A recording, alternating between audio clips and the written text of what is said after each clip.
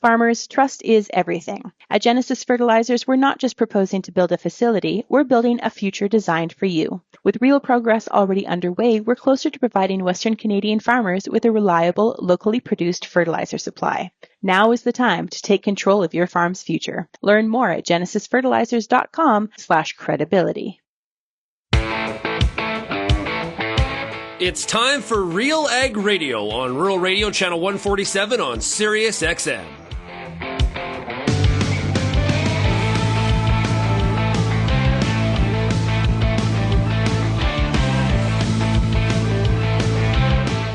RealAg Radio and RealAgriculture.com is your home for insight and analysis of the issues that are impacting your farm business. Let's get real and get connected with RealAg Radio.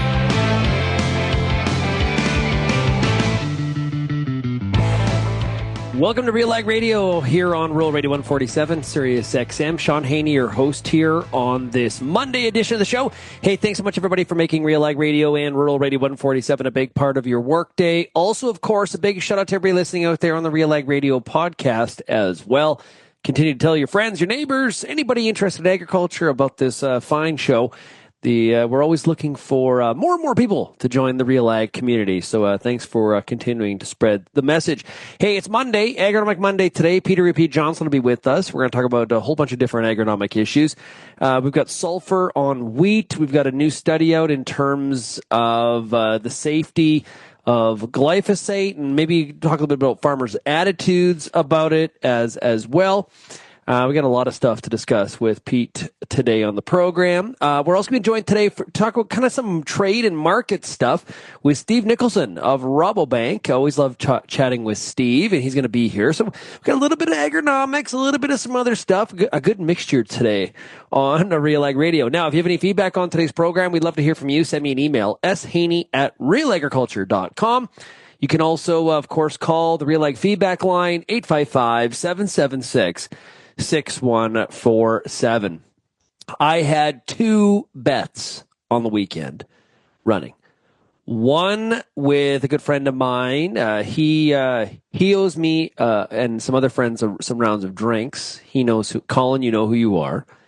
Because the Arizona State Sun Devils beat Iowa State on Saturday quite convincingly. But it was such a big victory for the Sun Devils, my favorite college football team, that I think Colin owes me maybe 2 nights of drinks based on what happened on Saturday. And the other bet I'm calling in, Commodity Classic, Chip Flory owes me supper. That's right. Yes. We made that on bet. We made that bet on AgriTalk on Friday. So enjoyed me some college football on Saturday. It was a great one. Hope you had yourself a great weekend. Want to remind you though, great weekend like mine. Mine was an awesome weekend. I hope yours was the same.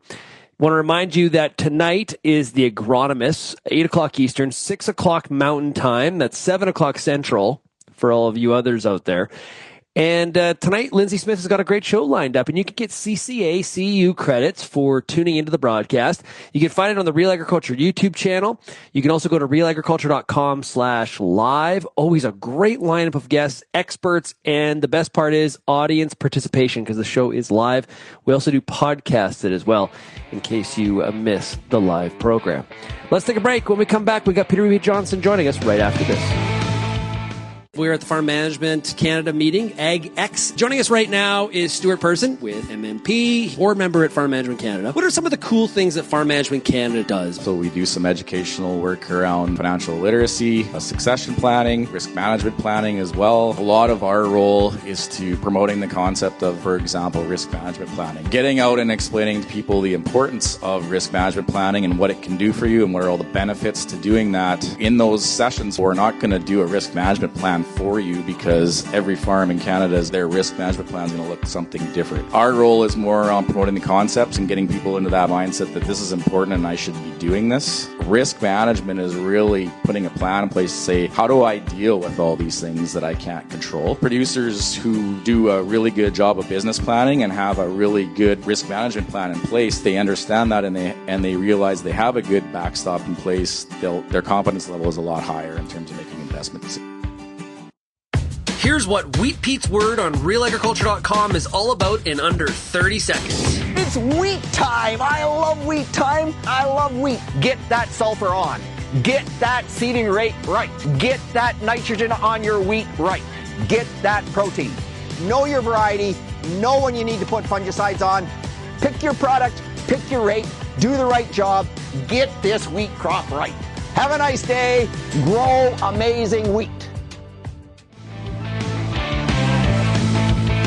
Welcome back to RealAg Radio. Hey, manage weeds early in your canola cereals and pulses with Conquer, Goldwing, Thunderhawk, and Blackhawk EVO, powered by Duplasm technology, advancing the unstoppable superpower of pre-seed burn down from New Farm. Find out more by going to newfarm.ca. Speaking of agronomics, it's Agronomic Monday, and let's bring him in. Pete Johnson. Pete, how are we doing? I'm doing awesome, thanks, Shaun, although it is a rotten day here in Ontario. It's raining and it's warm and there's lots of snow in areas, and we're supposed to get 2 warm days and then go cold again. Man, if we don't get all the snow melted, it gets cold again. It's going to be ugly. I don't know about you, but it's not the cold. It's the up and down, like where you're not constant in the temperature. That's the part that I always find hard to deal with. Yeah, 100%. If you talk to any livestock farmer, if it gets cold and stays cold, they're fine. It is exactly what you said. It's up and down temperatures, and nobody likes that. The crops don't like that either, Shaun. So my winter wheat crop, this incredible winter wheat crop we have out there, 95% of Ontario growers said that their wheat crop is good to excellent. And what's like, most of it was in the excellent category. Almost 60% of the wheat growers said was in excellent shape. This stuff, and we're getting rain and snow melt and ponding, and I would way rather, from the wheat perspective, from the livestock perspective, and also from a human perspective, if it's going to get cold, let it stay cold. If it's going to be warm, let it stay warm. The up and down is just never fun. Well, no reason to complain. Home studio in Lethbridge, Alberta. No reason to complain. Like, we're today high of -2 Celsius, tomorrow 0. We got a +1, a -6. Like, it's pretty mild for this time of the year. Well, and I don't know, is that a good thing, Shaun? Maybe that's a good thing. It doesn't matter. Pete, for us, it honestly, it all comes down to how do we get that wet snow before we have to go out and put a crop in the ground. That's kind of like it. Does it really matter at this point? But you did have some snow, and so if that snow melts now and moves into the ground, it should actually build your soil moisture reserve. So you say it doesn't matter. But if that snow stays cold and sublimates away, then it doesn't add to your subsoil moisture. But man, if you can get these warmer temperatures and that snow melts and moves into the soil, I think it matters. I do. I think it matters. You just need the snow to melt before it blows away. There's that part. Or sublimates. You're not giving sublimation enough credit in the really cold climates of Western Canada. It snows and it's so dry that the snow just turns to water vapor. It doesn't go through the liquid phase. And once it's water vapor, it doesn't do you any good at all, man. So, it matters. I'm going to say it matters. I think ideally I would like a -15, -20 Celsius temperature. Just that nice snowfall, no wind. Let me put it that no wind. That's a critical component of this whole thing. Yeah, Lethbridge. Yeah, well, I know. Brutal. Anyway, the wind always blows in Lethbridge. That's just the way it is. Get over it. Most days. Yeah. Most days. There's a reason that there are wind turbines all over that Lethbridge area, right? Yeah. Yeah, true enough. I was talking to a friend yesterday about some of the weather forecasts for the springtime. There's some concern about some of the dryness on the plains and into the Western Canadian prairies, what it could look like next year. I just kind of,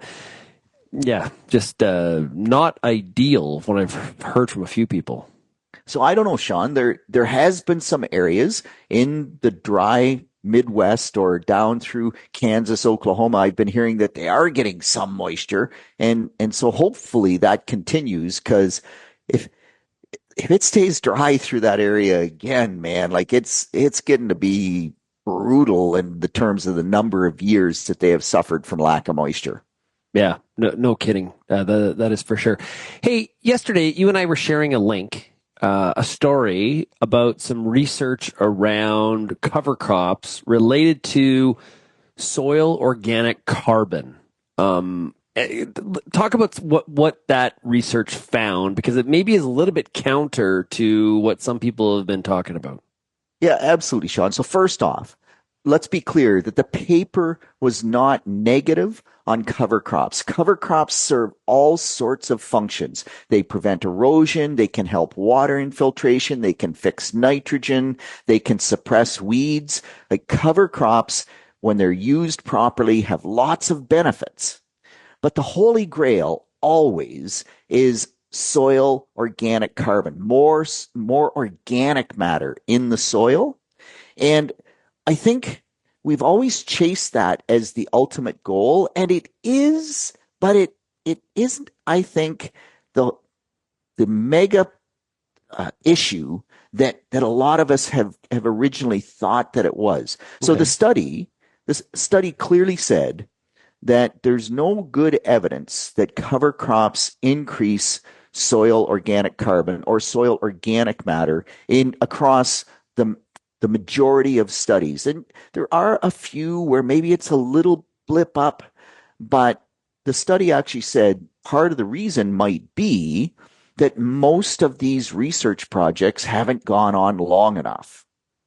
And so, like, building organic carbon takes a huge amount of time, and in our agricultural system, we often we interfere along the way enough that we don't allow that to maybe maximize the benefit that we thought that it would. And to me, and it really drives home the point. So Laura Vanner had done some excellent research at University of Guelph with cover crops. And in that situation, so remember the Ontario growing season, we generally start growing April, May, plant most things in late April or early May, and harvest our corn and our soybeans in September, October, November. In that situation, if you don't have wheat in there, there's not much growing season left to do much with cover crops. In Laura's work, she's working with processing vegetables. And so she will often plant her cover crops on the 1st of July. So you think about the amount of time that cover crop has to do something. And she's looked at different cover crop species and lots of things, but it took 15 years before they saw a real change and benefit from the cover crop. And even to this point, they haven't really seen much increase in organic matter, in soil organic carbon. That's been hard to find. What they have found is a tremendous increase in the carbon cycling. So that's essentially where you have more residue. That residue breaks down and it feeds the next crop. And that doesn't mean that it's adding a lot to what we measure as carbon, but it's cycling. And that cycle has huge positive benefits to the point where they've actually been able to reduce the amount of nitrogen fertilizer that they are using on some of their cash crops in that rotation. And that's huge. But the study basically said, man, this holy grail of organic carbon, there's very little cover crop research that says we are achieving that. And part of it might be the timeline. A lot of it is that we just don't have enough growth out of the cover crop to really build much carbon. And in many rotations, and you go to the Peace River District, how the heck do you do a cover crop rotation up there, Shaun? If you try to use cover crops, there's no season left for the cover crop to do very much. Mm-hmm. So I think we have to be realistic, and it's not negative on cover crops, but maybe we don't get some of the benefits on organic carbon that we thought we did. Do you think it makes us reconsider some of the push for them, though? Because some people have been talking about them, especially when I think about some government programs, Like they are that, like have we overpromised? Like have we set them up to fail almost because we have kind of overpromised in some regards? Were our expectations just too high? So Shaun, I think maybe we focused on the wrong thing. Okay. And I think you're right. I think we overpromised because we have this concept, and we have learned that you can make organic matter in the soil from sugar. You can put sugar in the soil and it increases the organic matter level. And so there's the concept that is, as we grow the cover crop, the root exudates help build that organic matter. But the amount is so small that we just can't measure it. And we all thought we'd get this huge increase in organic matter, but that's not what we should have focused on. I think we should have focused on the carbon cycling, the erosion, the increased infiltration. Man, if you're in a dry climate, you get a big pounding rain, half of it runs off. That's a huge loss. If you can have that soil open and get that infiltration, then that water is much more available, much more usable. And so I'm not sure that cover crops have necessarily under-delivered in many areas. But in the area of increase in soil organic carbon, we had expectations, much higher than we ever should have. And cover crops have under-delivered there because our expectations were just crazy high. Now, there's going to be some listeners who will be like, oh, wait, whoa, Jonathan. Whoa. I will show you soil tests. I will show it. Look what it did to my farm. Now, that doesn't mean it didn't happen, though, but those are they coincidences? Are they one-offs? How do we explain those situations? And so, Shaun, where did you sample? Did you sample the exact same spot? Because there's huge variability in organic matter by topography. And then did you account for bulk density? And so actually in the Twitter thread that Terry Daynard, he retweeted the original research. Yeah. And Terry's such a smart guy. And someone pushed back with a study that said they did get increased organic matter or soil organic carbon. And Terry just said, yeah, so that scientific methodology is flawed because of the way they accounted for soil bulk density. And there's a really great paper out by Poulsen that talks about that. And so if you're not accounting for bulk density, if you're not making the right measurements and correcting for things like bulk density properly, you can show lots of things and they're just not real. That's fascinating. But again, there is a purpose for them. Like, the message here is not poo-poo cover crops. It's just it's if this research is true, it's realigning where the expectations are and what some of the outcomes are we should be striving for. 10,000%. And by the way, Wheat Pete has been a cover crop proponent his entire agronomic career. Yeah. And if you look at red clover, the nitrogen that it fixes, all the good things that it does from a soil tilth perspective, like cover crops have a real play. Just let's be realistic about the expectations.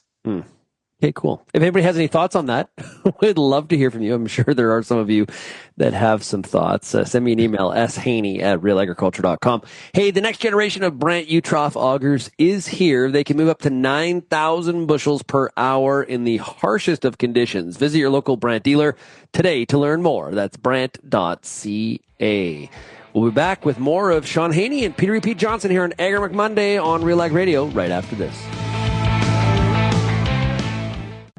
Lima Grain Cereal Seed brings you best-in-class performance for winter and spring wheat, including 12 national wheat yield contest winners in 2024. With the most extensive coaxium portfolio and over 15 top-performing varieties, Lima Grain delivers superior genetics to control grassy weeds when you need it, fall or spring.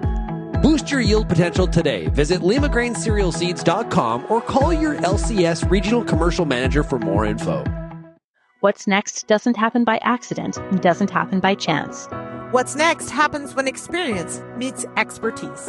when data meets dollars, and when steel meets earth. What's next happens when the promising work of Pioneer's state-of-the-art research centers meets the unsparing challenges of more than 17,000 on-farm trials. Our ultimate goal is to bring the next seed breakthrough to your field. Because Pioneer isn't just our name.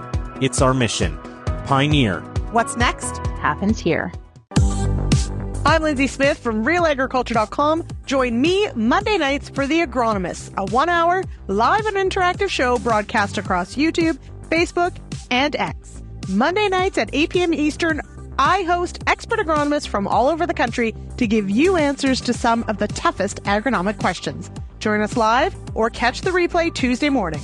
That's The Agronomist with me, Lindsay Smith, Monday nights live at 8 p.m. Eastern.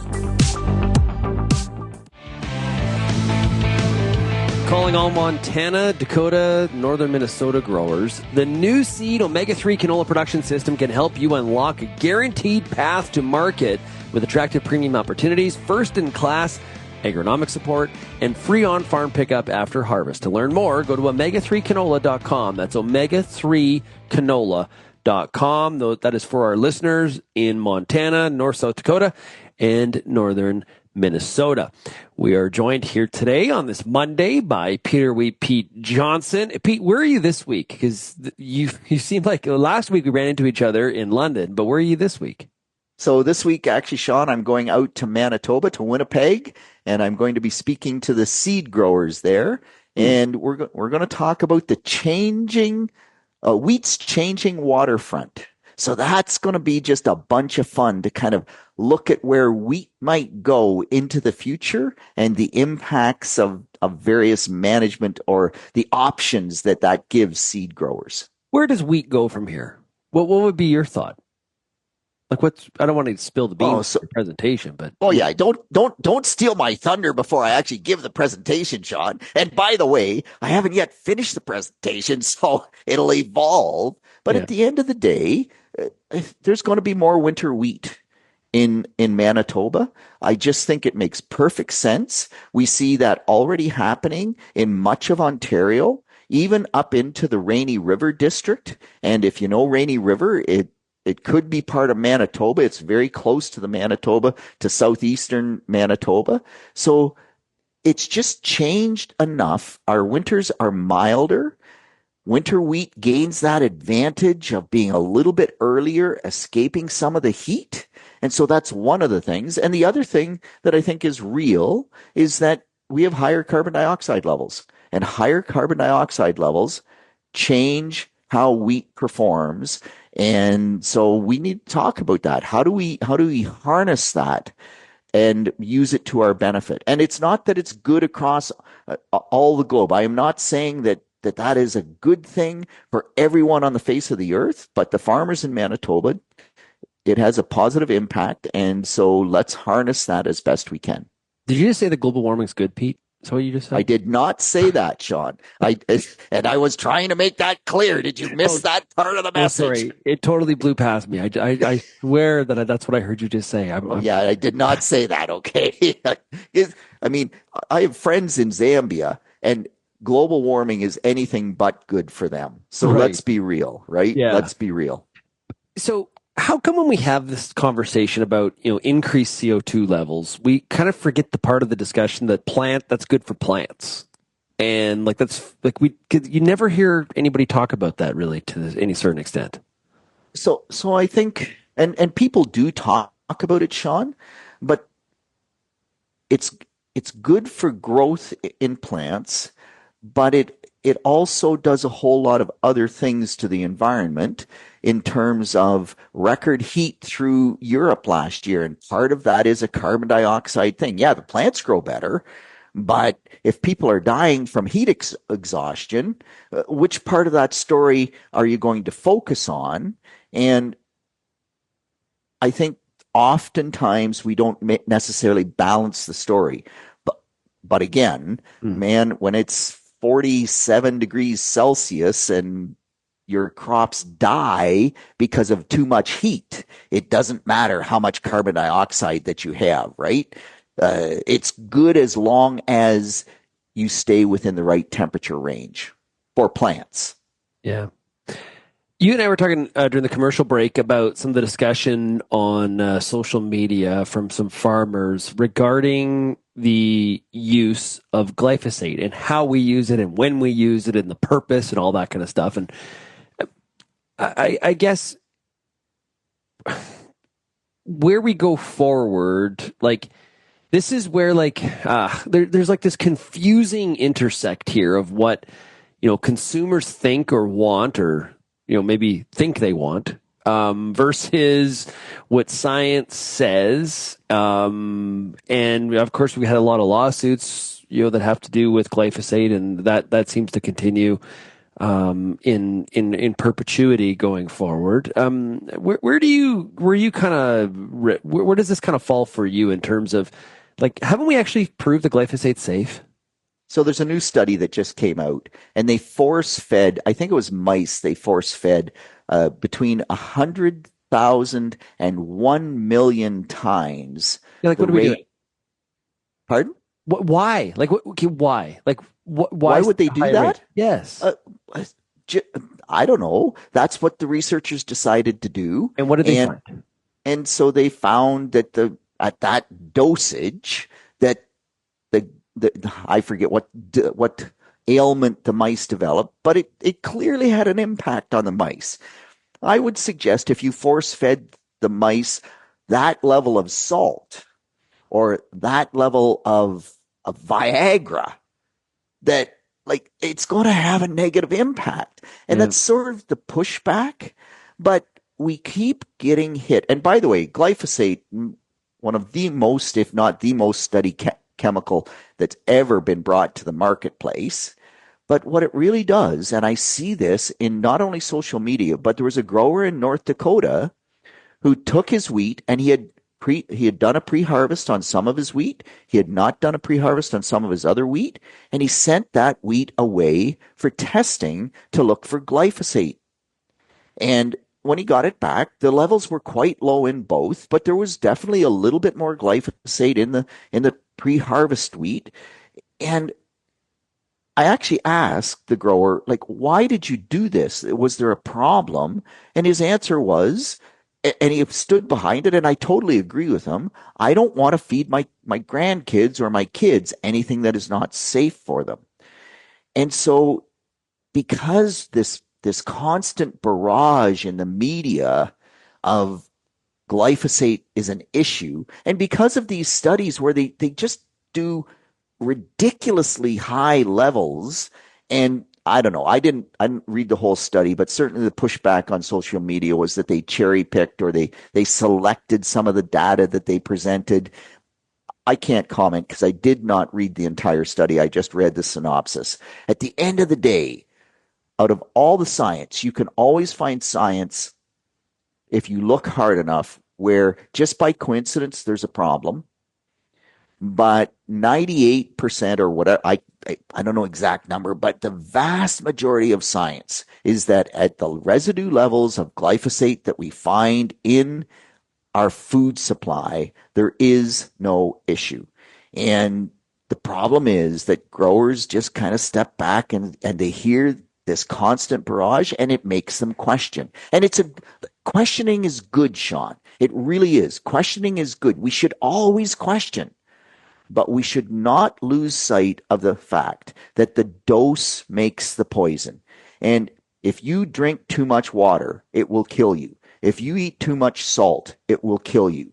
If you eat too much glyphosate, it likely is going to kill you, right? So keep that thought process in your sights as you go through this whole thought. And just remember that there's glyphosate also does a whole lot of positive things in the agronomic world. And as long as the dose that we end up being exposed to isn't a poison, I think that's been pretty clearly proven, then use it as a tool, but use it appropriately. The grower in North Dakota was questioning the timing of that pre-harvest. And that's right, because if you put it on a green crop that is still translocating to the grain, you are going to get residue levels that are above the maximum residue limit. And we can't have that. That's why we have the Keep It Clean program in Western Canada. Yeah. That's why, right. That's why on Real Agriculture, you can watch Wheat Pete talk about time that pre-harvest properly. And not just me, so use it properly. It's a great tool and it's safe. Another topic we wanted to discuss was sulfur and the use of sulfur on wheat. What info do you got for us here, Pete? So it's not research yet, Shaun, or some of it's research. So what's really tweaked this is that Kurt Steinke out of University of Michigan, and he's their soil fertility guy, and he has been putting sulfur on in the fall and getting response. And we had a grower, actually an agribusiness location, that put sulfur on wheat last February. And then they also put sulfur on that wheat crop in March or early April. And they got a bigger response in February than they did in early April. And when I look at my uptake data, so Shane McClure, my great technician, and I, and Josh Naselski, we did nutrient uptake in wheat. And man, the uptake of sulfur in wheat is really quite early. So the fact that Kurt can get response in the fall, we haven't seen that in Ontario, by the way. We've looked at that. We should relook at it because things change over time.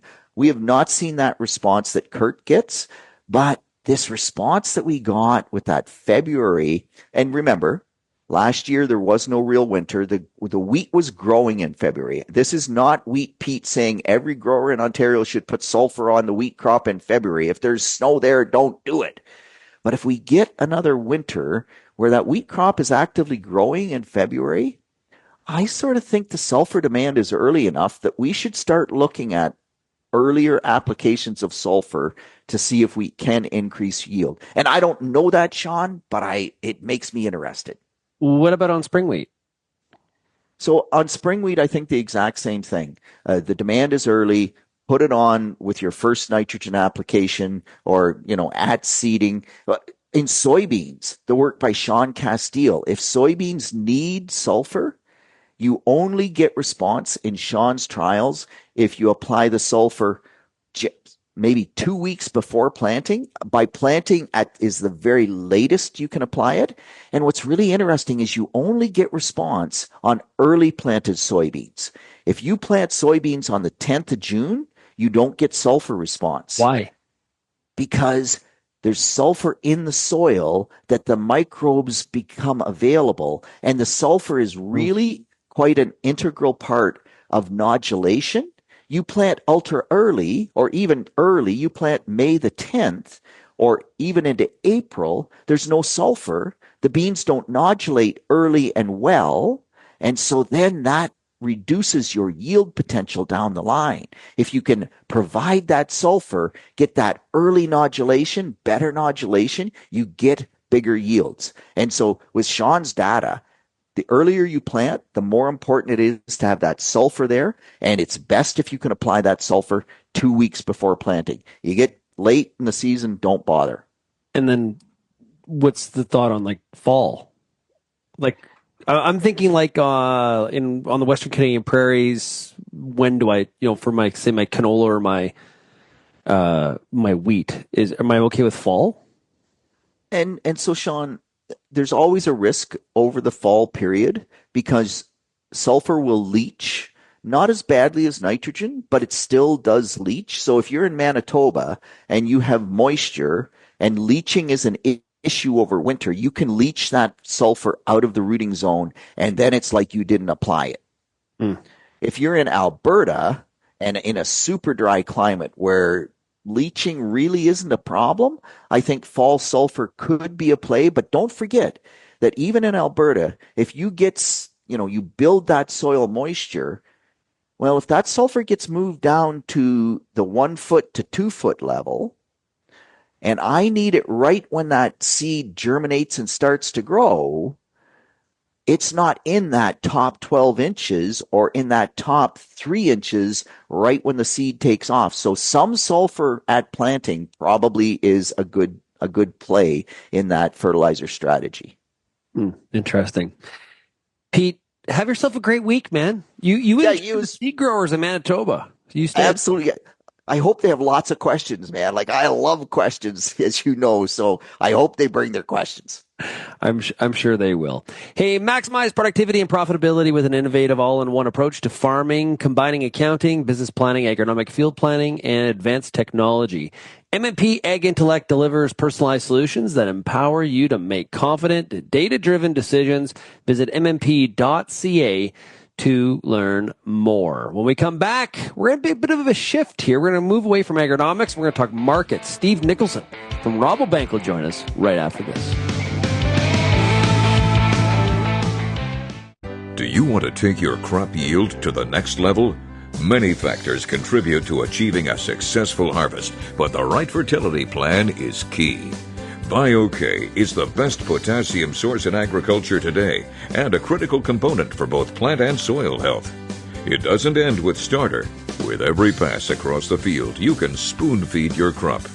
To learn more, contact a sales representative with Nature's in the U.S. and Alpine in Canada. There's a reason we call it the Corn School. Videos on everything from planter setup to weed control, field trial results, and the latest yield strategies. The Corn School on RealAgriculture.com has the information and advice you need to help you succeed. Brought to you by Pride Seeds and BASF. Corn School episodes are available at cornschool.com, from RealAgriculture.com, or as a podcast in your favorite podcast app. Check out the latest Corn School episode today.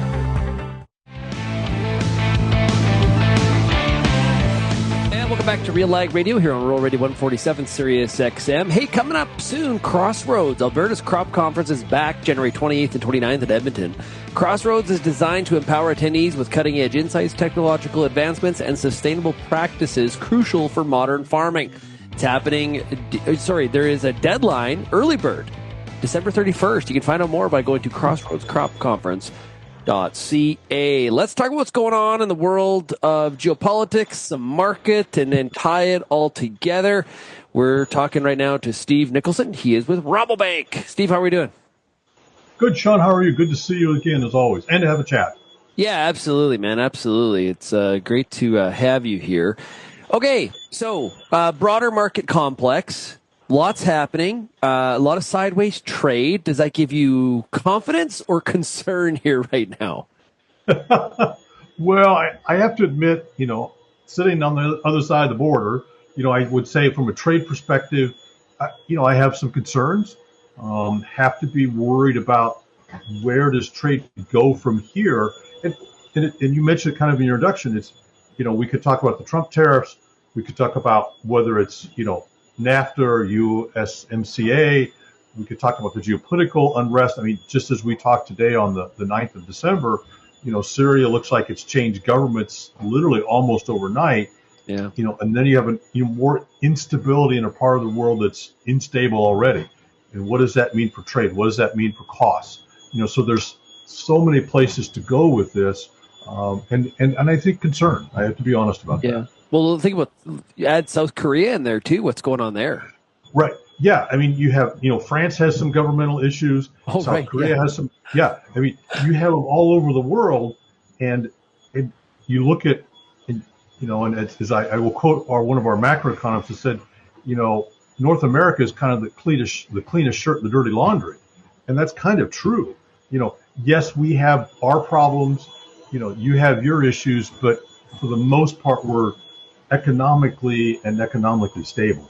Yeah, but there is challenges too. We've got an incoming Trump administration that's talking, you look at the cabinet, you look at some of the things that the incoming president is saying as far as tariffs, and there's a lot of concern in Mexico and in Canada. And we've already had the Prime Minister of Canada, Justin Trudeau, visit Mar-a-Lago. That was a couple Fridays ago. Curious, what was your impression of that visit, trying to calm the tariff water a little bit? Yeah, I think that's exactly why he did it, and I'll give him his kudos for doing that. I mean, he kind of like walking into the lion's den a little bit there. But one thing we have to think about, when Trump was elected in 2016, we didn't know. We knew what he was, but we didn't know how he would govern and how we would operate in a government in society.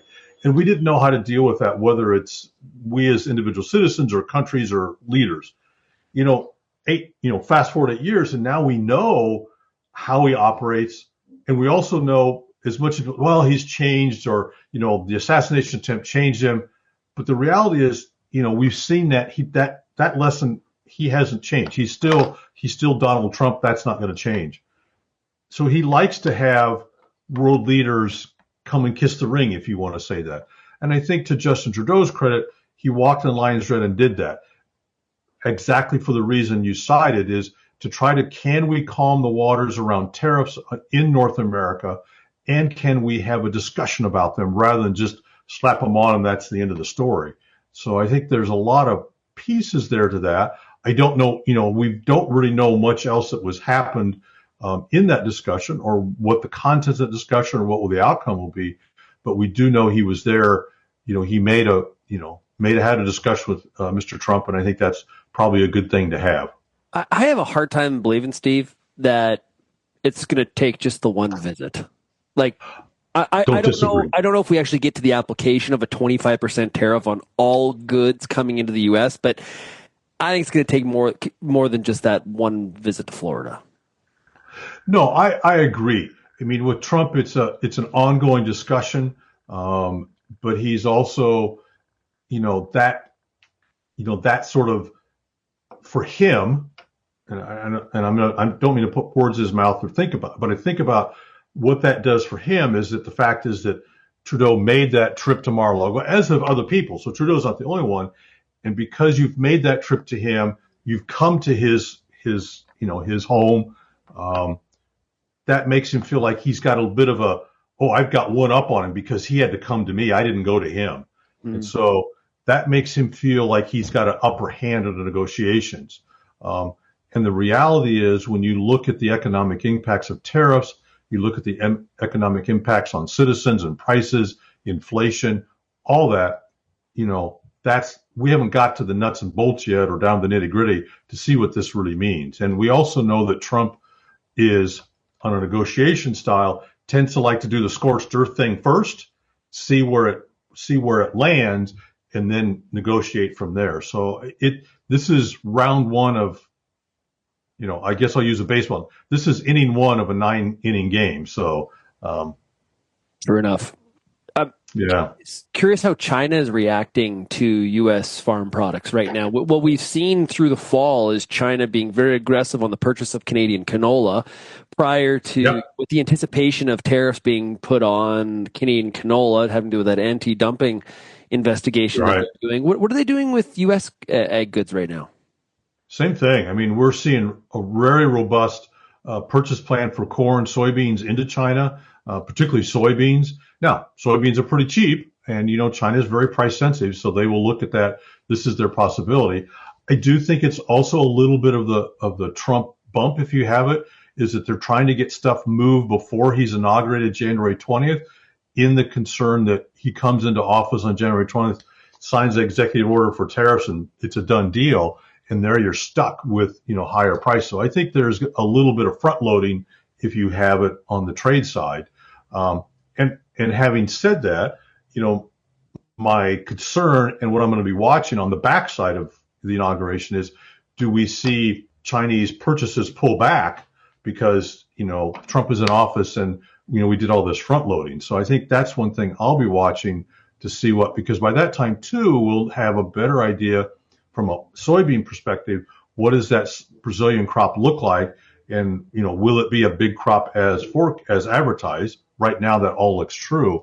But I do think there's some front loading here. But I agree. I think that's Canada's benefiting from that as well. And I think China also, and my colleague in China, I've talked quite a bit about this, is that, China is they have really built up stock. If you look at canola stocks in China, while they're not huge, they're at the largest, they're at the biggest peak they've ever been before, which I think gets you back a little bit to the anti-dumping thing. Like, well, they don't need the canola because they've already front loaded and got it. So we've got to do something here. They're crafty that way. Oh, and I always tell people, I said, the Chinese, love them or hate them, and I, or trust them or not, they're the best traders in the world. So don't ever discount them. They're very crafty. They're very smart. Absolutely. Yeah, Steve, you look a lot at trade flows and where product is moving. I know you recently presented to the Prairie Cereal Summit in Banff, and you talked to some of the farmers there about how the importers are changing. What is that? What did you mean by that? Yeah, so I looked at I looked at corn, oilseeds, and wheat, and what's happening there. And so when you look at kind of overall and think about where the importers are changing, China's was kind of leveled off a little bit.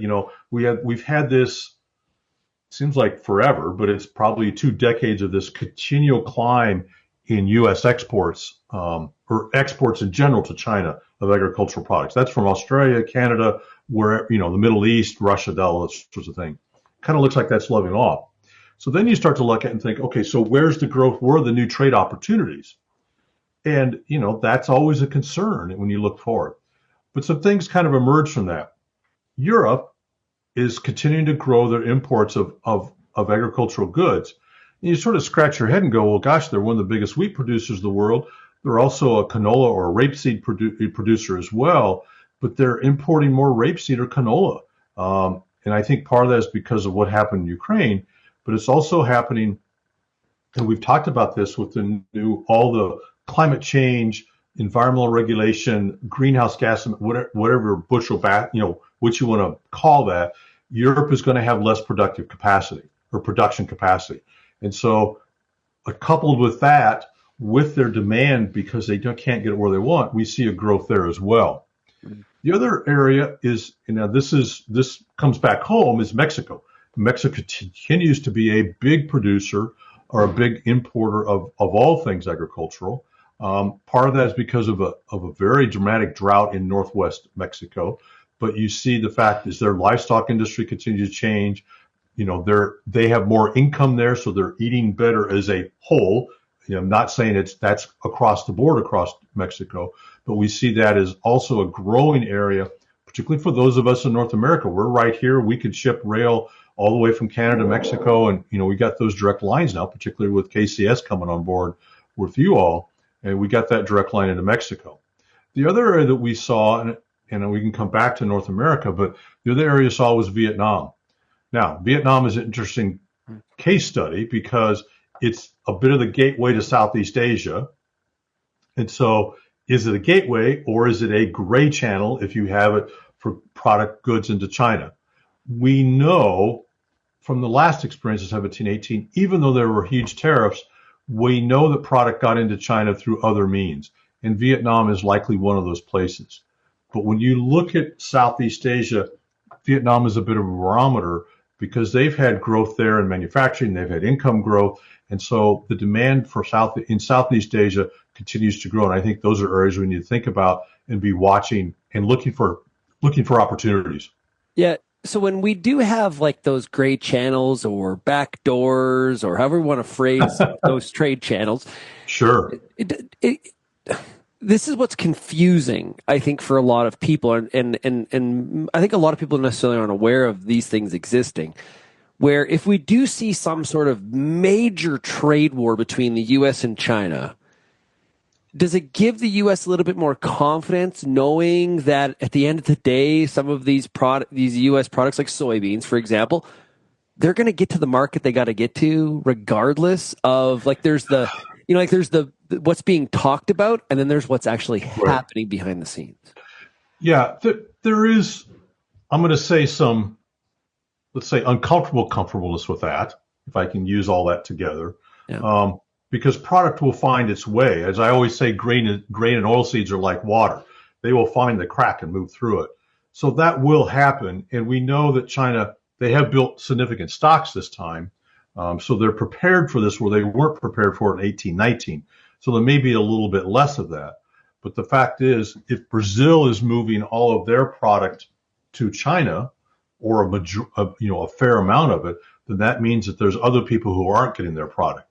And so, and keep in mind, Brazil, like the U.S. and like Canada, our domestic demand continues to grow, and so Brazil needs that for their own devices as well. So, that changes the calculus as well. And then you start to look at the other thing I looked at in that analysis is look at the exporters, and you see the exporters' share of total stocks of the world continues to decline.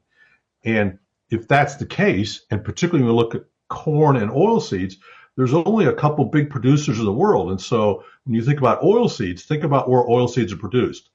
They're produced here in the Western Hemisphere for the most part.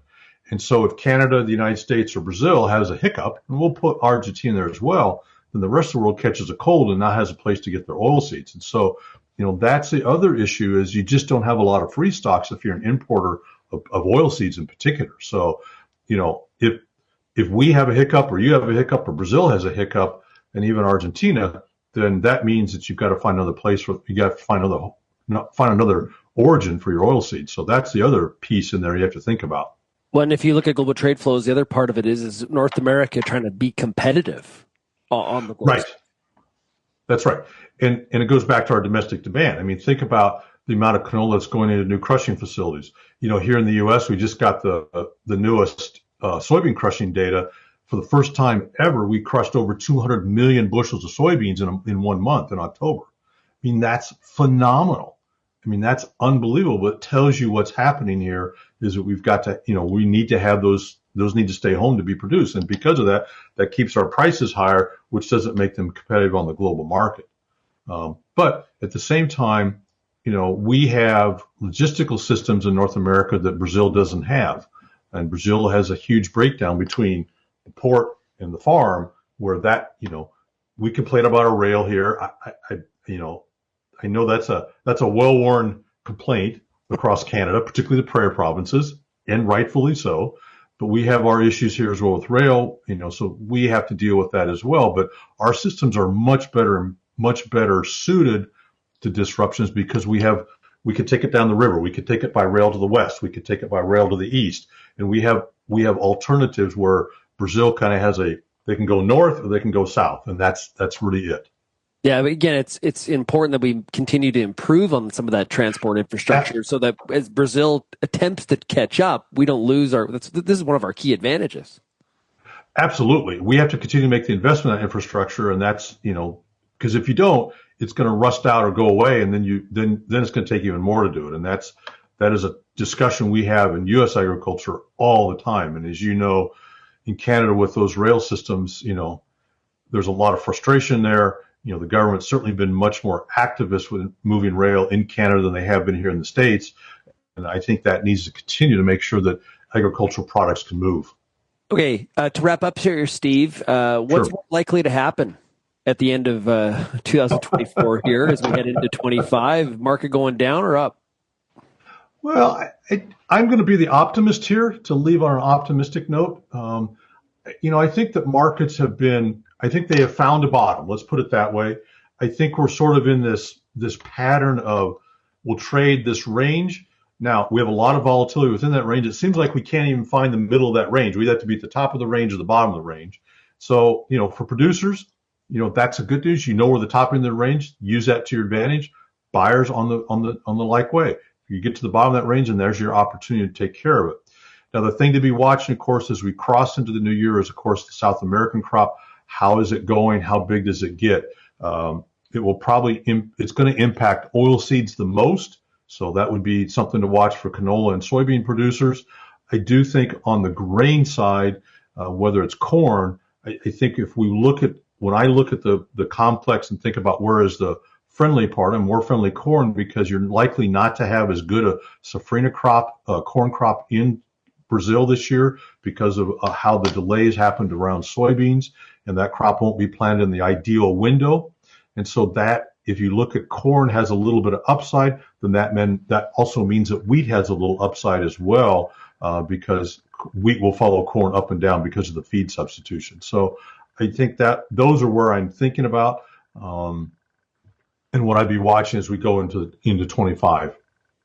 Steve, really appreciate you joining us here today on RealAg Radio. Thanks so much, bud. Thanks, Shaun. It's good to see you. Thank you so much. That was Steve Nicholson with Rabobank. We'll be right back on RealAg Radio, Rural Radio 147, Sirius XM, right after this. This is your last call to save big on DeKalb canola. How big? Save up to $40 per bag big. On now until December 13th, save on the highest yielding DeKalb hybrid, DK401TL.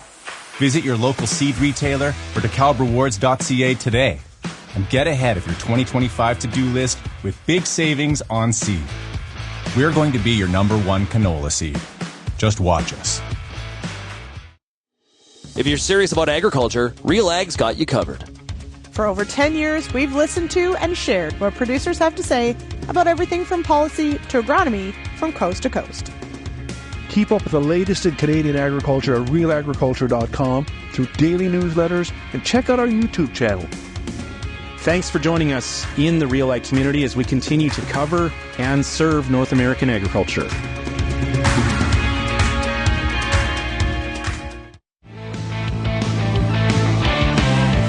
Welcome back to RealAg Radio here on this Monday. Manage weeds early in your canola cereals and pulses with Conquer Goldwing, Thunderhawk, and Blackhawk EVO, powered by Duplasm technology, advancing the unstoppable superpower of pre-seed burn down from New Farm. Find out more by going to newfarm.ca. And interesting conversation there with Steve Nicholson of Rabobank. I guess one of the questions I have we didn't really get into is, I am super curious where it's coming from that we continue to hear from incoming President Trump about basically Canada being taken over by the United States. He's added Mexico into this. We had an interview that he did on the weekend, and he said, hey, we're subsidizing Canada to the tune of $100 billion a year. We're subsidizing Mexico to almost $300 billion. If we're going to subsidize them, let them become a state. It's not subsidization. It's called trade. And from Canada's standpoint, it's a country of 40 million people. The U.S. is like 400. It's 10 times the size. That's called a trade deficit for the U.S. Obviously, Canada has a trade surplus with the United States, but I don't get where the subsidizing part. This is where like trade definitions and lingo get misused, and I am super curious what the doubling and tripling down on Canada should just become a state. It's not a public company like a hostile takeover. The first time it was mentioned, I was like, okay, yeah, whatever, good joke. It seems to be like a serious thing that Trump thinks is going to happen. Don't see that happening, but I guess time will tell. If you have any feedback on today's show, you can send me an email, shaney@realagriculture.com. Thanks so much, everybody, for getting real and getting connected with RealAg Radio.